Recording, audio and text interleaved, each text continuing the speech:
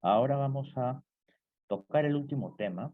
De repente, para mí puede ser el más importante de todo este curso, que es sobre evaluar las alternativas que tenemos, múltiples alternativas que nos pueden dar, que podemos tener en la vida si es que tenemos por ahí algún excedente de ahorro, ¿no? Algún, digamos, un dinero que a veces nos puede caer del cielo, una herencia, la venta de un activo, y no sabemos qué hacer con este ahorro. Por ejemplo, ahora hay mucha gente que ha solicitado una parte del retiro de su AFP, ¿no? Que más o menos son algo de 18.000, 19.000 soles las personas que piensan María, te retirar escucho este nada. dinero, ¿no? Entonces, lo que, lo que muchas personas piensan hacer, ¿y ahora qué hago con mi dinero? Lógicamente, las AFPs, que lo vamos a ver ahora, es un tipo de ahorro, ¿no? Digamos un ahorro forzado, porque no es voluntario, pero que en estos últimos meses ha tenido un decrecimiento o una pérdida en todos los fondos. De repente no se habla mucho de eso, no se habla en los medios, de repente en algunas plataformas virtuales independientes, y dirán, por qué no se habla? Porque lógicamente, ¿quiénes son los clientes de los canales, de los medios televisivos? Las AFPs. Lógicamente no van a ir contra sus clientes, ¿no? Entonces, por eso, como dicen, acá no pasa nada con los canales mientras no informemos, ¿no? Entonces, pero lamentablemente, para aquellos que tienen sus fondos en sus AFPs, les indico que sus fondos cada día pierden valor, ¿no?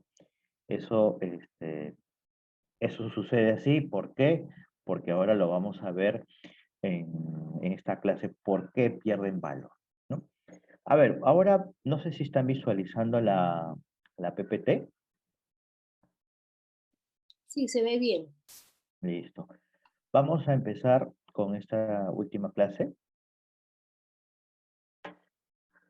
A ver, vamos a arrancar. Listo.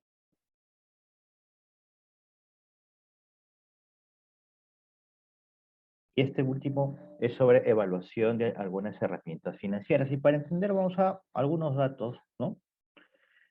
¿Qué porcentaje de millonarios en el mundo creen ustedes que son empleados o colaboradores? Por ahí quisiera algunas respuestas. ¿Qué porcentaje de millonarios en el mundo son empleados o colaboradores? Para entender qué cosa es un millonario es una persona cuyo patrimonio excede más de el millón de dólares, ¿no? Por ejemplo, si una persona tiene una empresa que está valuada en 2, 3 millones de dólares y él es el 100% del accionista, el único propietario, entonces se podría decir que es un millonario, ¿no? O si tiene propiedades que en su conjunto suman más de 1 millón de dólares, se podría considerar que es una persona millonaria, ¿no? O si tiene cuentas en los bancos que superan el millón de dólares, también, ¿no? Como lo vimos en la primera clase sobre los activos, ¿no? Sobre el patrimonio. A ver, ¿quién me puede decir qué porcentaje de millonarios en el mundo son empleados o colaboradores? ¿Algún dato por ahí, alguna cifra que alguien me puede lanzar?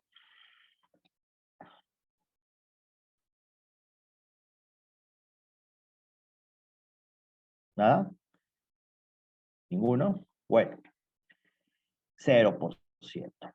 Ningún empleado o colaborador o aquella persona que está en planilla o trabaja para una empresa con un horario no es millonario. Lamentablemente no está dentro de la categoría de los millonarios. O sea, ningún empleado es millonario, ¿no? ¿Por qué?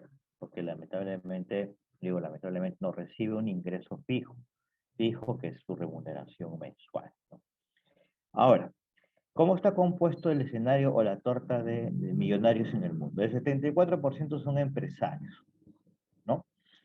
El 12% son inversionistas. ¿En qué se diferencia un inversionista de un empresario? El inversionista tiene un fondo, ¿no? Capital, como se le dice, e invierte sus fondos en diferentes empresas, pero sin llegar a ser un propietario total o un propietario mayoritario. Por ejemplo, hay un conocido inversionista en el mundo que es billonario, conocido como Warren Buffett, ¿no?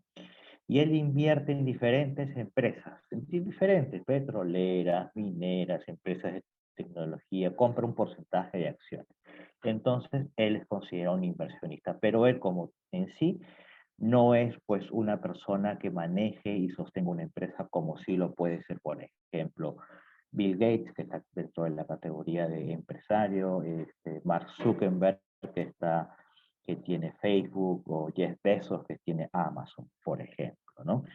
Esos son algunos, no millonarios, sino billonarios de los que están en esa categoría. Y el restante 14% son deportistas, artistas y científicos. Deportistas, por ejemplo, Messi, Ronaldo, ¿no? Algunos bueno, no algunos, casi la totalidad de los basquetbolistas de la NBA, ¿no? Que ganan cifras exorbitantes por jugar y por producto también de publicidad. Artistas, ¿no? Artistas, actores o musicales y científicos. Entonces, como pueden ver, no existe dentro de la torta ningún porcentaje relacionado a empleados, ¿no? ¿Y eso por qué? Eso lo vamos a ver a continuación, ¿no? Algunas alternativas de inversiones más comunes. Vamos a hablar un poco de dos variables que son importantes cuando tengamos que hablar de inversiones. Uno es la rentabilidad y la otra es el riesgo.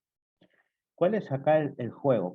Es como un juego de azar, digamos, no, no tanto de azar, sino como un juego de póker, ¿no? Hay que saber en qué momento retirarse, ¿no? Cuando uno va a jugar una mesa de póker, sabe en qué momento se puede retirar, cuáles son las probabilidades de ganar, ¿no? Más o menos es un juego de maña, por así decirlo. Esto también más o menos es parecido, ¿no? Existe una, una, un enunciado que dice, a mayor riesgo voy a obtener mayor rentabilidad. Y a menor riesgo, bajo riesgo, mi rentabilidad va a ser mayor, ¿correcto? Y esto es otra cosa. Ninguna persona le gusta, se considera amante del riesgo, es decir, le gusta el riesgo. A nadie le gusta el riesgo, lo que le gusta es la rentabilidad, ganar más, ¿no? Todo el mundo conoce la cifra, la, el enunciado, la famosa frase, show me the money, muéstrame el dinero, ¿no? Entonces, todo el mundo quiere la rentabilidad, pero hay que saber jugar y en qué medida saber retirarse o saber si invertir o no invertir en la medida de que exista un riesgo que pueda hacer que estas personas pierdan, ¿no? Les pongo un ejemplo. Lamentablemente hace unos pocos semanas, recuerdan el catastrófico partido que Perú jugó con Australia y todo el mundo apostó, ¿no? Todo el mundo apostó a Perú, ¿no? ¿Se acuerdan que ahí habían algunas probabilidades, ¿no? Creo que Perú pagaba algo de 2 o 2.5, ¿no? Y Australia pagaba casi 3.5. ¿Eso qué significa? Que si tú apostabas 100 soles a Perú, prácticamente si ganaba Perú, te duplicaba la apuesta. Y si ganaba Australia, casi te triplicaba y un poquito más la apuesta. Entonces, eso es un riesgo, ¿no? Apostarle un partido es un riesgo, lógicamente, ¿no? Y las probabilidades se juegan en base a qué? En base a estadística deportiva, a desempeño del juego, del fútbol, de los futbolistas, a cómo está valorado la plantilla, a múltiples variables, ¿no? Pero lamentablemente las apuestas son un juego de azar también. Entonces siempre cabe la posibilidad de que el equipo que sea favorito y por ende el que menos pague, siempre pueda perder. Y como así sucedió, un montón de personas metieron sus ahorros toda la vida, se prestaron para apostarle a perder perdieron toda su plata, ¿no? ¿Por qué? Porque siempre existe un riesgo. En este caso, apostar en apuestas deportivas conlleva a un riesgo alto. Pero lógicamente, si ganaban, la rentabilidad también iba a ser alta, ¿no? Iban a duplicar su inversión en tan solo 90 minutos. ¿Correcto? Entonces ahí más o menos hay que saber atinarle al, digamos, al ganador, ¿no? Ahora, vamos a hablar sobre algunas alternativas de inversión más comunes, ¿no? Y vamos a ir desde las menos riesgosas y menos rentables hasta las más riesgosas y más rentables, ¿no? Uno son los depósitos a plazo fijo, ¿no? ¿Cuáles son los depósitos a plazo fijo? Son aquellos instrumentos financieros que el banco utiliza para captar los fondos de los usuarios, de la gente, ¿no? Del público externo, ¿no? Para eso, ustedes han visto ahora muchos publicidad de algunos bancos que te ofrecen depósitos a plazo fijo, generalmente un año, y te ofrecen una rentabilidad. Actualmente, ¿cuál es la rentabilidad o la tasa de interés que te está pagando el banco? Generalmente, ahorita he visto publicidades que van desde el 5 hasta el 8,5% de tasa de interés anual, ¿no? Y, lógicamente, estos depósitos tienen un fondo de seguro de depósito. ¿Qué significa esto? Que si por X motivo el banco llega a ser intervenido por la Superintendencia del Banco y Seguro, ¿eso qué significa? Que se interviene y cierra, tus fondos están, tus ahorros están protegidos hasta por este valor, 116.284. ¿Qué pasa si tengo 200.000 soles en un banco X? Solamente el fondo de seguro te va a reconocer 116.284. ¿Y qué pasa con la diferencia? Bueno, vas a estar en la cola, no significa que no te van a pagar, sino vas a estar en la cola de todas aquellas personas, instituciones, empresas, proveedores, este, que le deben a, que son que le deben, que el banco les debe, ¿no? Generalmente, ¿quién se pone primero en la cola? La SUNAT, proveedores, y de ahí siguen trabajadores, y por último, los usuarios, los ahorristas. Pero si tú tienes 100.000 soles, va a estar completamente asegurado, ¿no? Mi recomendación que siempre, en el caso que tuvieran o les caiga una platita del cielo, o como se dice, una herencia tal vez, ¿no? Solamente puedan meter en un ahorro, en un banco o en una caja municipal, caja rural, que tenga fondo de seguro de depósito hasta esta cifra, ¿no? Si por ahí ustedes tienen 200.000, ¿qué hago? Entonces el otro restante, el saldo, lo pongo en otra institución que también tenga fondo de seguro de depósito. Ojo, esto es importante. No todas las instituciones financieras del Perú tienen o están coberturadas con este fondo de seguro de depósito. ¿Quiénes generalmente sí tienen? Los bancos, las cajas municipales, algunas cajas rurales y algunas microfinancieras y cooperativas.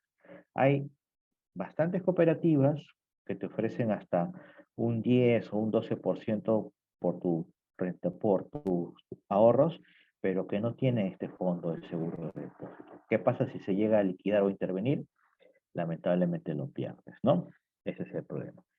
¿Para quiénes va dirigido estos depósitos? Para usuarios que son adversos al riesgo, ¿no? Aquellas personas que no quieren saber nada del riesgo y por lo generalmente tienen que depositar en un depósito a plazo fijo, ¿no? ¿Conveniente para quiénes? Para usuarios que están próximos a jubilarse, ¿no? ¿Por qué? Porque recuerden que esos ahorros van a servir para su jubilación como una forma de pensión, para que puedan tener un ingreso y así sostenerse, ¿no? Y puedan hacer y realizar sus gastos. ¿Por qué? Porque son personas que ya no van a seguir laborando. Ese es el producto más común que ustedes lo ven y que es el menos riesgoso siempre y cuando tenga un fondo de seguro del depósito, ¿no? Y también son los que pagan menos rentabilidad, 5 al 8,5% anual, ¿no? Ahora vamos a los fondos mutuos. Los fondos mutuos también es un producto que los bancos lo ofrecen, ¿no? Es una inversión que ya tiene un poquito más de riesgo, ¿no? Y te da también, por ende, una mayor rentabilidad y está condicionado a las condiciones del mercado, de los mercados bursátiles, a los mercados de bolsas de valores, donde se cotizan bonos, acciones, etcétera, ¿no? Por ejemplo, por ejemplo, un fondo mutuo, por ejemplo, el riesgo o la inestabilidad política de un país, que si te vaco, que no te vaco, que si hago esto, que no hago esto, que si quito esto de acá, que no quito, que la bicameralidad, que esto, que lo otro, esto condiciona que exista mayor riesgo en el mercado. Y por lo tanto, se van a ver afectados los fondos mutuos. Entonces, como acá ya intervienen otras variables, como pueden ser noticias internacionales como guerras, pandemias, ¿no? O noticias locales como autoridades corruptas, malos funcionarios, riesgo político, etc., condiciona la rentabilidad de los mercados bursátiles, ¿no? Por ejemplo, ¿no? ¿A quiénes va dirigido? A usuarios de mediana edad, ¿no? Aquellas personas que ya tienen un excedente y, por ejemplo, ya pueden depositar. Por ejemplo, mediana edad, me refiero de 35, 40, 50 años, ¿no? Se pueden retirar en cualquier momento. El fondo mutuo, tú lo puedes retirar en cualquier momento. Tú decides decir, al banco, voy al banco A, tengo 10.000 soles, por favor, quiero invertir en los fondos mutuos cuál me recomienda. Te va a decir, yo tengo estos tipos de productos, este producto A es menos riesgoso, este producto B es más riesgoso, este producto C es mucho más riesgoso, uno va a decidir en cuál, ¿no? Y tú te puedes retirar en cualquier momento puede pasar una semana y te retiras, ¿no? No está condicionado. Sin embargo, como lo toqué al inicio de la clase, las AFPs, a los que están inscritos o están en una AFP, es un tipo de fondo mutuo, ¿no? Con la diferencia de que las AFPs, aquellas personas que están trabajando, no es voluntario como el fondo mutuo como tal, es obligatorio. O te inscribes en la ONP, que no es un fondo mutuo, no es del Estado, o te inscribes en la AFP, ¿no? Que es un tipo de fondo mutuo. Con la diferencia de que al momento de pasar al retiro, es decir, a pasar a la jubilación, tú puedes solicitar el rescate de tu fondo hasta por un 95%. ¿Y por qué no un 100%? Porque se entiende que este 5% restante va a ir al seguro de salud para que cualquier contingencia, cualquier malestar, sintomatología, uno pueda atenderse en esa salud, ¿no? Eso es nuevo hasta hace unos 7, 8 años. Antes no se podía pedir el rescate. Es decir, aquellas personas que pasaban a jubilación, por ejemplo, en 2005, lo que hacía la AFP es hacerte un plan de jubilación. Es decir, tenías tú, por ejemplo, en tu fondo 100.000 soles y ellos te decían, ok, de esos 100.000 soles nosotros te vamos a dar una pensión de 1.000 soles por 20 años, ¿no? Algo así. Ahora no. Ahora tú tienes la opción de pedir eso si gustas o pedir el rescate de tu fondo hasta por un 95%. ¿Correcto? Las AFPs, aquellos que están inscritos en las AFPs, habrán visto que a veces les llega algunos boletines a sus correos, ¿no? Generalmente tienen tres tipos de fondos, ¿no? El conservador, el medio y el riesgoso, o el fondo uno, como le dicen, que es el más conservador, que es donde van a invertir en productos no riesgosos o no tan riesgosos, por ejemplo, ¿no? Medio, que es el fondo 2, ¿no? Que son ahí hacen un mix entre productos no riesgosos y riesgosos, y el fondo 3, que es el riesgoso, que es ahí donde invierte la mayoría en acciones, sobre todo en acciones de empresas nuevas, ¿no? En acciones de empresas que se van comportando de distinta manera, ¿no? Ahora, como les comenté, en estos últimos meses, sobre todo en este último trimestre, todos los fondos han ido al pierde, al pierde. En mayor medida el riesgoso y en menor medida el conservador, pero todos han ido al pierde. ¿Y por qué? Porque lógicamente las AFPs este, invierten en diferentes instrumentos financieros, públicos, del Estado, privados, etcétera. Entonces, al haber un ruido en el mercado financiero conllevado por factores externos como guerras, pandemias y factores internos como inestabilidad política, lleva a que los fondos ingresen a una pérdida. Es decir, nadie va a querer invertir en un país donde existe inseguridad, donde existe conflicto social, donde ejecutivo y legislativo no se ponen de acuerdo en nada y se ponen a hacer la guerrita entre ellos. Entonces, eso conlleva ¿qué? A que todos perdamos, ¿no?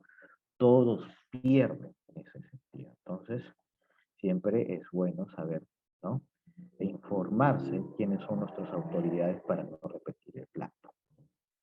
Porque como le dije, al final en economía, en instrumentos financieros, todos pagamos los platos rotos, no solo una parte, todos. Los que tienen AFP están lamentablemente perdiendo. ¿Cuál es el objetivo teórico de las AFP? Y lo digo teórico porque en la práctica no lo es.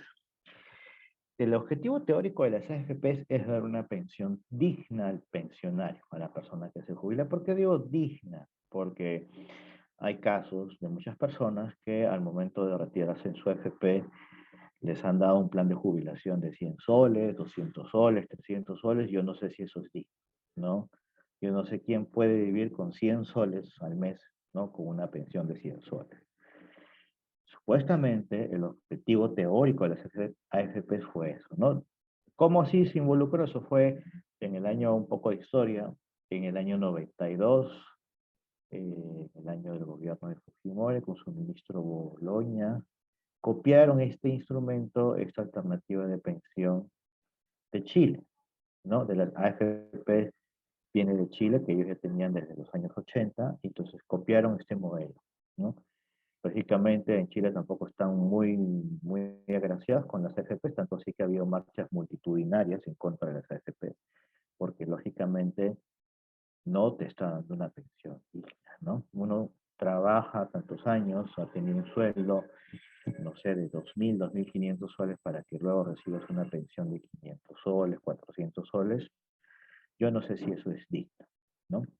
Entonces, hasta ahí nomás lo dejo con el tema de las AFP, ¿no? Ahora, vamos con otra alternativa, que es la compra de acciones, ¿no? Acá uno ya necesita tener un poco más de conocimiento del mercado bursátil, ¿no? Entonces, para eso, uno debe apoyarse generalmente de un trader bursátil. Un trader bursátil son aquellas personas que están todos los días cotizando y haciendo compra, venta de acciones, generalmente de acciones en las bolsas de valores, ¿no? Se cotiza, como lo dije, en mercados bursátiles, en las principales bolsas de valores de Lima, Nueva York, Tokio, ¿no? Y los usuarios deben tener, sí, un conocimiento mínimo sobre estos tipos de productos, ¿no? Si no tienen conocimiento, mejor abstenerse, ¿no? La compra de acciones, generalmente, dependiendo a qué tipo de empresa lo compres, te puede dar una muy buena rentabilidad, pero con demasiado riesgo, ¿no? Por ejemplo, a inicios del año 2000, te ofrecían acciones de Facebook, eh, o a mediados del año 2007, 2008, que recién iniciaba Facebook. ¿Tú comprarías acciones de una empresa que recién conoces, ¿no? Que se llamaba Facebook en ese entonces? Lamentablemente muchos se verán estuvieron, ¿no? Pero otros que sí compraron y ahora esas acciones valen 200 veces más su valor. Entonces, aquellas personas que compraron en ese momento acciones de Facebook multiplicaron su capital por 200 veces. Ahora tienen un patrimonio de 200 veces más.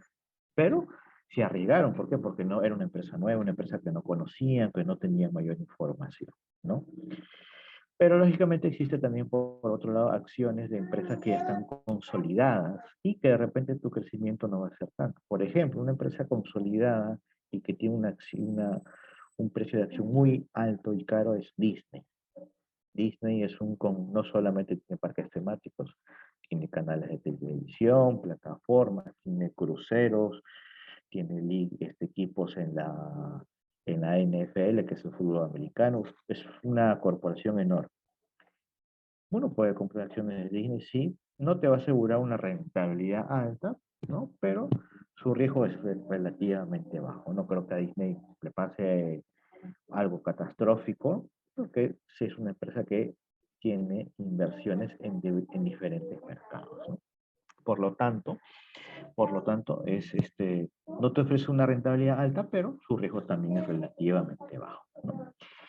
¿Cuál es el perfil de estos usuarios? Jóvenes, jóvenes de 25, 30 hasta los 40 años, ¿no? Ahora vamos a los portafolios de inversión. En los portafolios de inversión se trabaja generalmente con fondos de inversión, ¿no? Es, se hace un fondo de inversión de diferentes usuarios, personas, para invertir ¿en qué? En negocios, en proyectos, ¿no?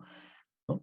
Un conjunto de inversionistas para invertir en proyectos novedosos, ¿no? Por ejemplo, se levanta un fondo de inversión, ¿no? Se requiere captar 10 millones de dólares para hacer un conjunto habitacional en el distrito de San Juan de Lurigancho, por ejemplo. Ese es un fondo de inversión. ¿Cuál es el proyecto? Hacer un conjunto habitacional en el distrito de San Juan de Lurigancho, ¿no? Para eso, los inversionistas, los gestores de este portafolio de inversión, hacen todo una perspectiva, todo un flujo para saber cuánto es lo que van a ganar y cuánto es el riesgo que van a tener las personas que armen este fondo de inversión, ¿no? ¿Se requiere un monto mínimo de inversión? Sí, generalmente te piden un capital mínimo, que no es poco, puede ir desde los 10.000 dólares a más, dependiendo de los tipos de proyectos a los cuales el fondo de inversión quiera financiar. La rentabilidad es alta, sí, pero existe también demasiado riesgo. ¿Por qué? Porque están invirtiendo en proyectos nuevos que no saben cómo va a ir, ¿no? No saben, o en negocios que necesitan capital, ¿no? No se sabe. Entonces, existe un fuerte riesgo. ¿Los proyectos pueden fracasar? Sí, existe un alto índice que los proyectos pueden fracasar, ¿no? Generalmente, ¿para quiénes son los que invierten en estos fondos de inversión? Usuarios solventes, como les dije, hay fondos de inversión donde mínimo, pues tienes que tú tener 10.000 dólares a más, por lo tanto necesitas algo de solvencia, y de mediana edad, ¿no? De 30 a 50 años, tal vez, ¿no? O un poquito más. Y sí tener un poco de conocimiento sobre proyectos, negocios, finanzas, ¿no? Una persona que no tiene esas bases va a ser un poco difícil de que pueda entrar en esos portafolios de inversión, ¿no? Necesita, o en todo caso, asesorarse por un asesor financiero para que le pueda aconsejar, ¿no? Y si vale la pena invertir en estos fondos de inversión o abstenerse, ¿no? Criptomonedas. ¿Habrán escuchado hablar sobre las criptomonedas ahora? ¿Habrán escuchado sobre los Bitcoin, el Ethereum y por ahí demás criptomonedas que lancen, ¿no? Habrán escuchado noticias tal vez como que el Bitcoin, que es la moneda más conocida, la criptomoneda más conocida, se ha bajado su valor de 70.000 dólares a menos de 20.000 dólares en cuestión de días. La criptomoneda es un tipo de inversión. Sí, muchas personas han comprado Bitcoins o criptomonedas con esa finalidad, pero su riesgo es altísimo. Ahorita creo que es el instrumento financiero que tiene más riesgo. ¿Por qué? Porque no está regulado por nadie. No existe una regulación en las criptomonedas. Entonces, mientras menos regulado esté un instrumento financiero, un portafolio de inversión o más riesgo va a tener. Entonces, como no existe una regulación, no está avalado por ningún banco, etcétera, entonces van a ver que la cotización de las criptomonedas, si ustedes googlean evolución, precio, Bitcoin, por ejemplo, va a aparecer un electrocardiograma, ¿no? Sube, baja, sube, baja, sube, baja. ¿Por qué? Porque exactamente, como no está regulado, un día puede valer 20.000, otro día puede valer 50.000, otro día puede valer 10.000, y como en el caso de una criptomoneda que no recuerdo el nombre, llegó a valer cero. Entonces, así de riesgosos son las criptomonedas, ¿no? Ahora, último. La última es, si uno tiene excedentes, emprender tu propio negocio, ¿no? Las condiciones las pones tú mismo. ¿A qué me refiero? A que las condiciones las pones tú mismo. ¿Qué capital necesitas, ¿no? ¿Qué capital vas a invertir? ¿En cuánto tiempo quieres tú recuperar tu inversión, ¿no?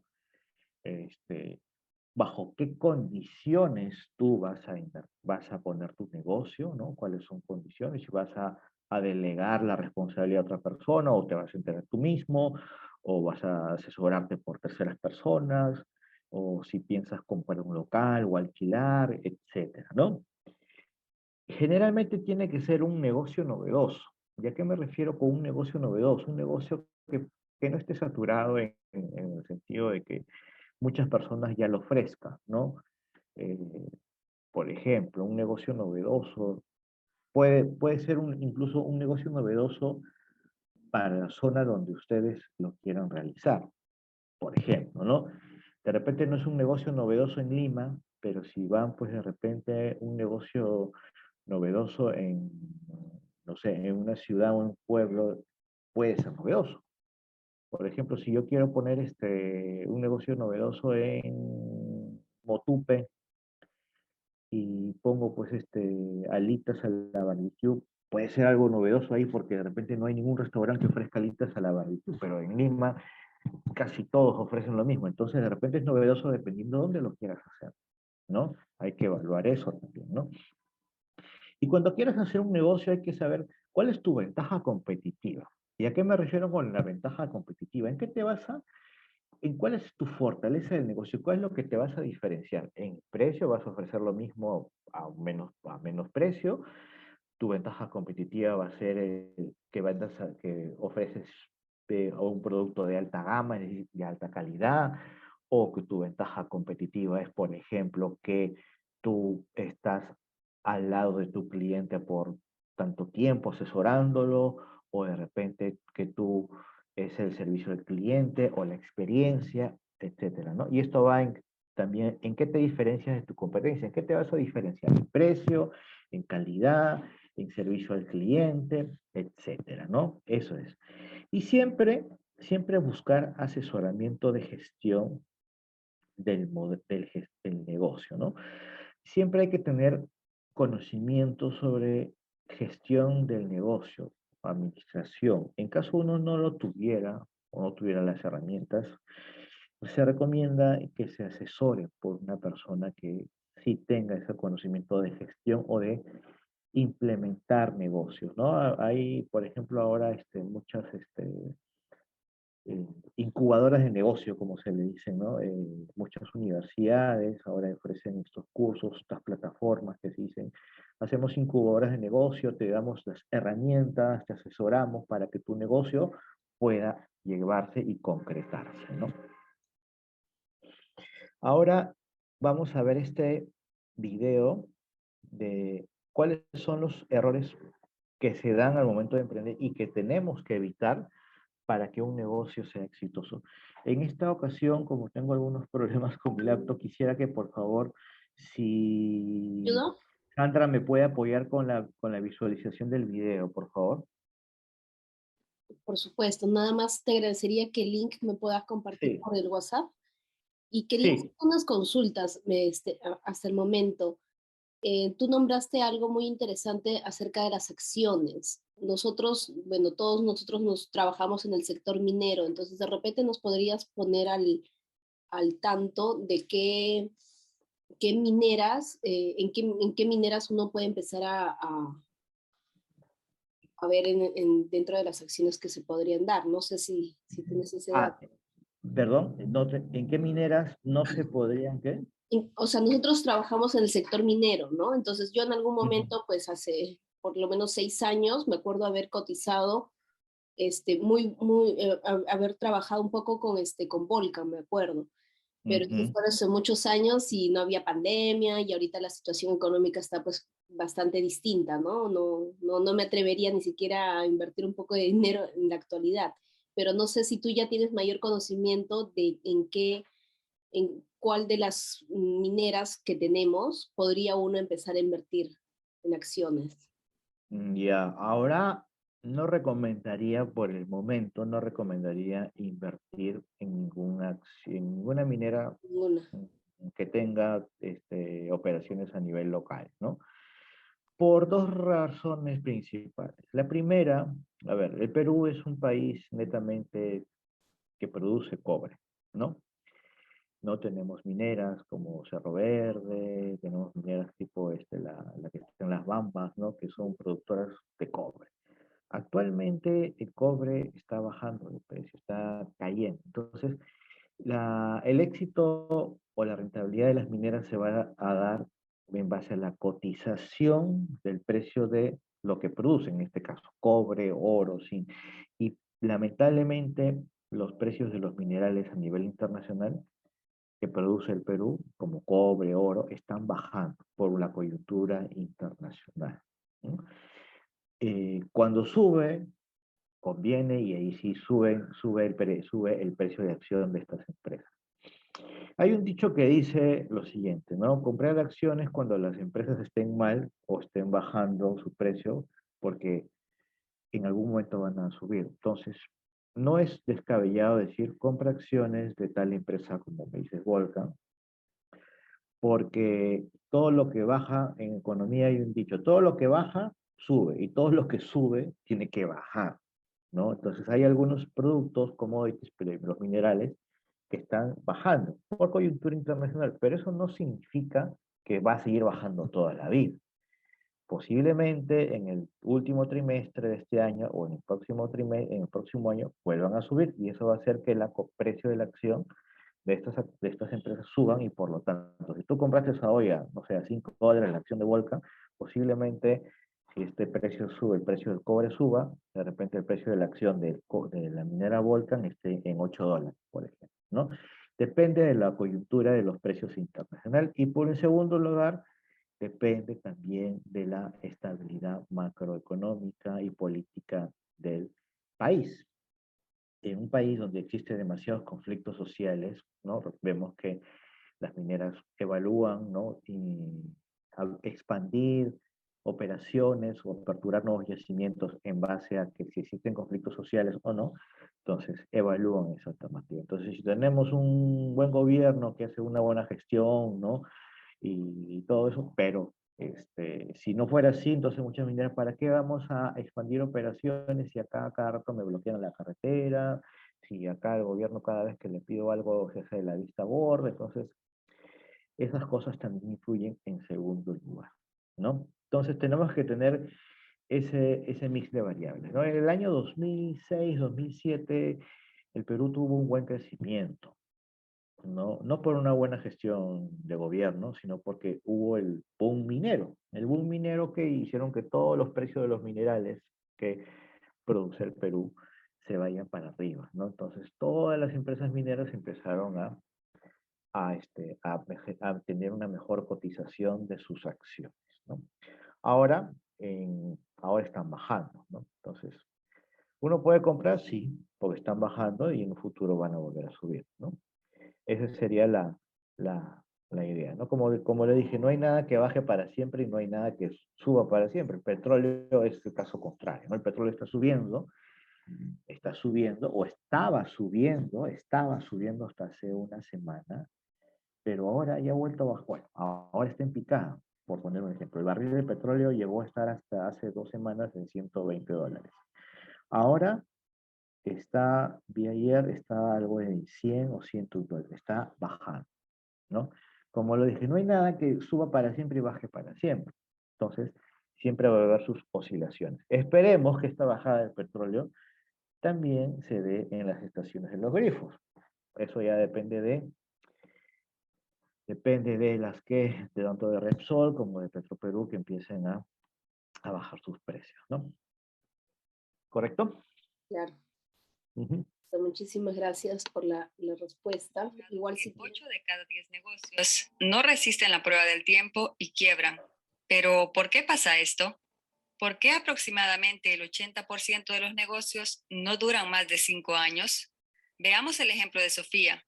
Sofía trabaja en una tienda donde vende galletas, donde cada día se encarga de hacerlas y hornearlas. Le gusta lo que hace, pero después de trabajar aquí por más de 3 años, se pregunta, ¿por qué no abrir mi propia tienda de galletas?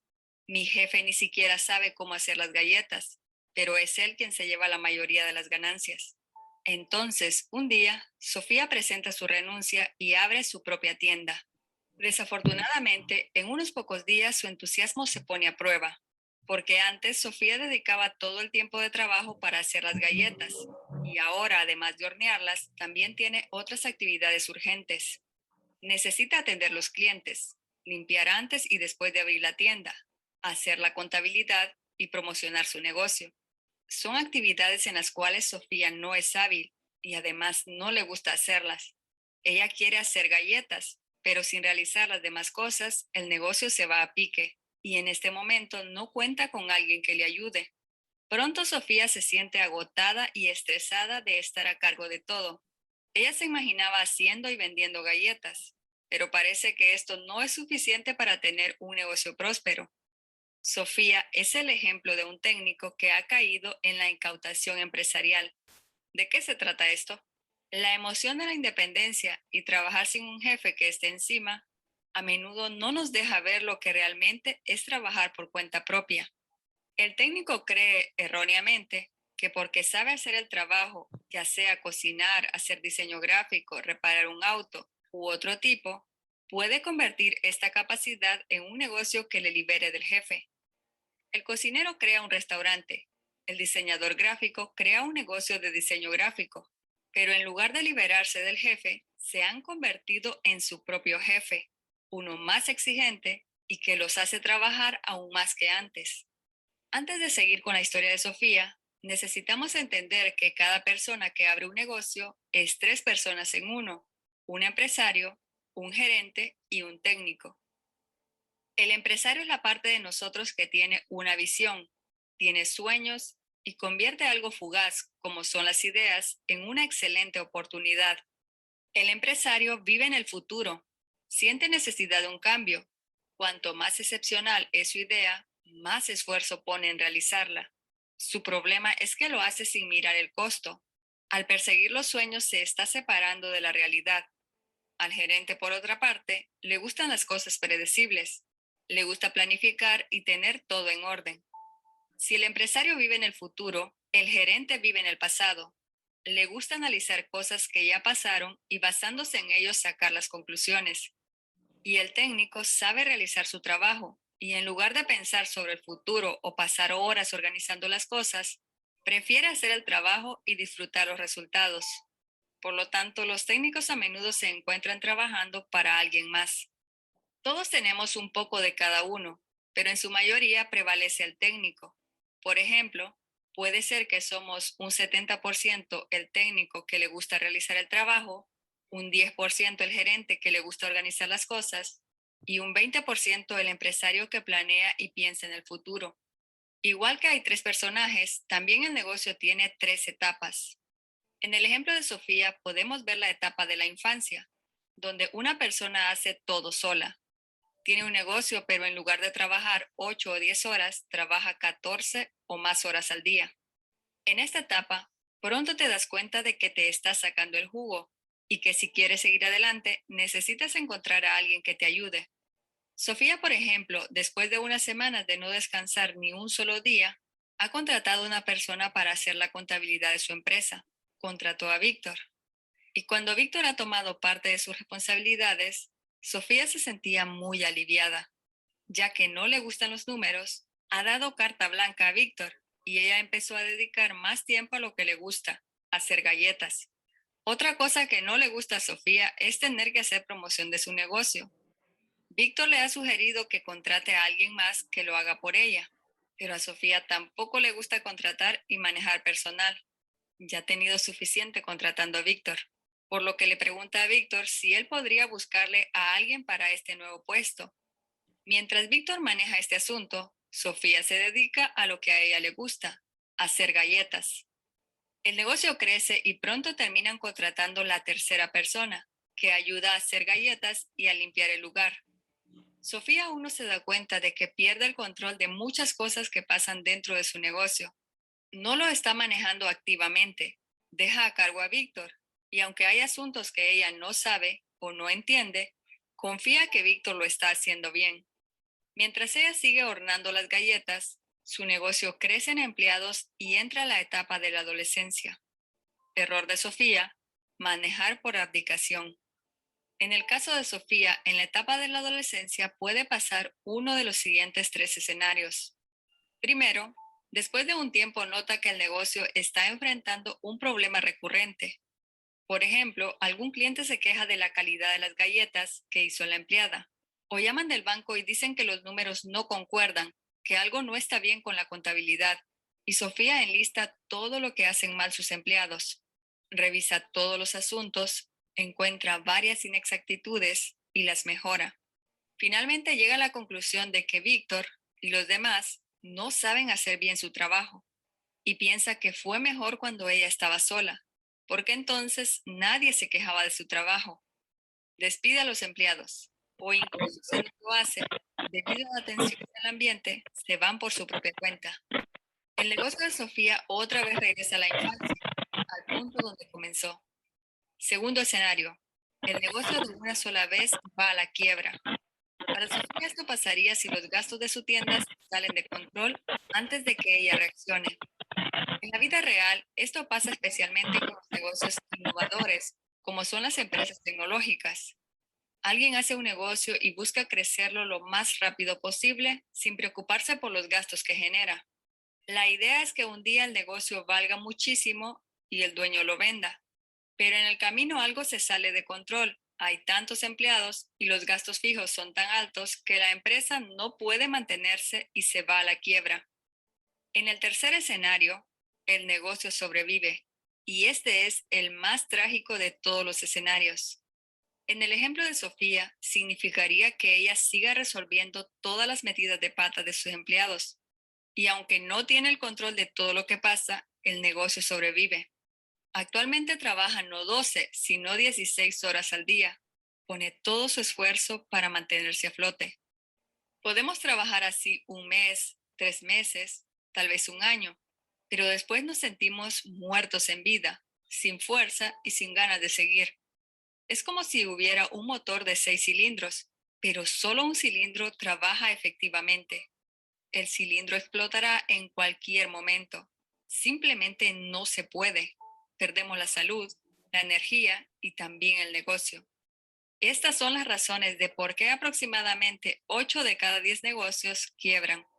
Pero hay una manera totalmente diferente para empezar un negocio de cómo lo hizo Sofía y de cómo lo hacen los técnicos. Hay un camino mejor y que cualquiera puede seguir, un camino hasta la madurez. Lo explica Michael Gerber en su libro El mito del emprendedor, y nosotros te lo vamos a compartir en uno de los futuros videos. Gracias y nos vemos pronto. Entonces hay que evitar, cuando uno quiere emprender, hay que evitar ser todista, ¿no? Que en una misma persona hacer todo, ¿no? Ser el técnico, ser el vendedor, ser el gerente, ser el contador, porque primero no estamos preparados y capacitados para esas funciones, ¿no?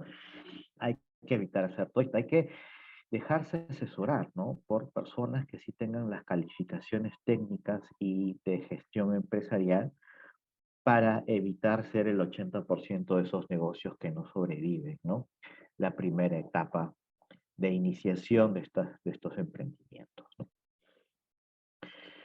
Y bueno, como reflexión final para concluir este módulo, las decisiones de inversiones dependerá del conocimiento que tenga cada persona y de tu habilidad para evadir el riesgo. Recuerden que uno es como el surfista, ¿no? Hay que tratar de ganar una buena ola para hacer, digamos, y tener una buena puntuación, ¿no? Y tratar de evadir por ahí posibles contraoleajes, anómalos, que permiten que o uno pueda tener por ahí un accidente, una caída. Hay que evadir el riesgo, que es lo que nos puede hacer perder todo nuestro capital, ¿no?